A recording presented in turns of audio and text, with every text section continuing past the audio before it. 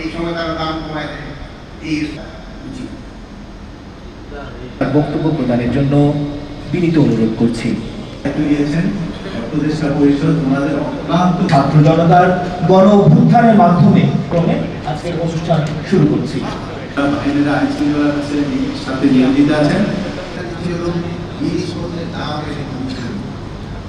যে আপনারা বলেন না যে এই আইন শৃঙ্খলা বাহিনী ড্রেস চেঞ্জ করে কিন্তু কোনো লাভ হবে না, যে আপনার মন মানসিকতা পরিবর্তন না হয়। বলে আমাদের বড় সমস্যা হলো ঘুষ।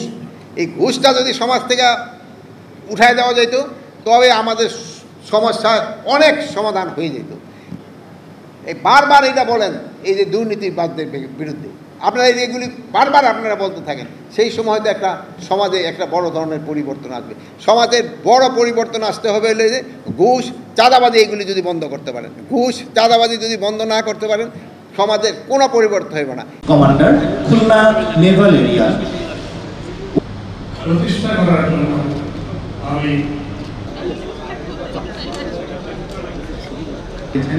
এবং যারা যুদ্ধাহত হয়েছেন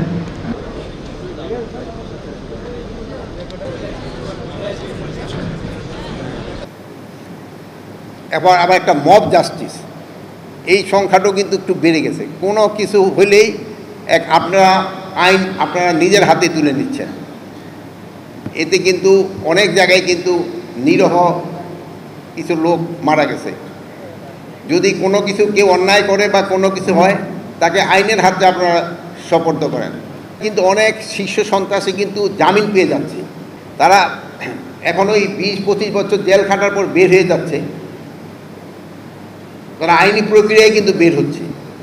এই জন্য তারা যদি বের হয়ে এসে সমাজে কোনো বিশৃঙ্খলা সৃষ্টি না করে ভালো, কিন্তু যদি তারা কোনো সমাজে কোনো ধরনের বিশৃঙ্খলা সৃষ্টি করার চেষ্টা করে তবে আমি আইন শৃঙ্খলা বাহিনীকে বলবো তাদের আইনের আওতায় নিয়ে নেওয়ার জন্য। এই ক্ষেত্রে কিন্তু কোনো ধরনের ছাড় দেওয়া যাবে না। সিভিল ড্রেসে কাউকে অ্যারেস্ট করা চলবে না। ডিবি হোক যে হোক তার জ্যাকেট পরতে হবে, তার আইডেন্টি শো করতে হবে। আমরা আইজি মহোদয়কে আমরা ইনস্ট্রাকশন দিছি যারা ভুয়া মামলা করবে তাদের এগেনস্টে অ্যাকশন নেওয়ার জন্য। ভুয়া মামলাকারীদের আমরা কোনো অবস্থায় ছাড় দিব না, সব ভুয়া মামলাকারীদের আমরা আইনের আওতায় আনব। আর এর সাথে সাথে আরেকটা, যে দোষী সেও ছাড় পাবে না, কোনো দোষীকেও ছাড় দেওয়া হবে না। আমরা একটা কমিউনিটি পুলিশ ঢাকা চেষ্টা করতেছি, যেহেতু ঢাকা জানেন যে ট্রাফিকের খুব সমস্যা।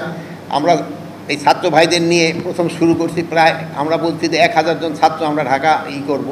তারপরে আমাদের মধ্যে যারা রিটায়ার্ড পুলিশ আছে, সেনাবাহিনী, navy, air force plus answer, BGB যারা আছে তারাও এই বাহিনীতে যোগ দিতে পারবে।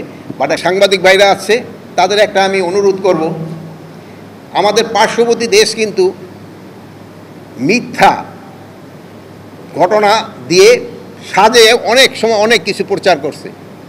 এটা কিন্তু আপনারাই পারেন সত্য ঘটনাটা প্রকাশ করে এটারে প্রতিবাদ করা।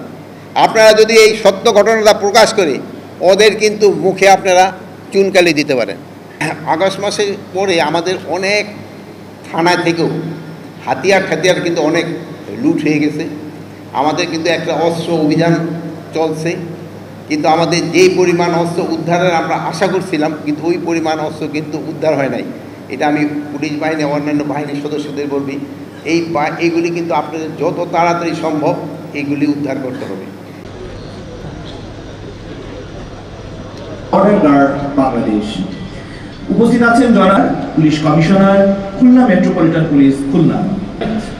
সম্মানিত সুধী, অনুষ্ঠানের শুরুতে ডিজিএফআই খুলনা উপস্থিত আছেন।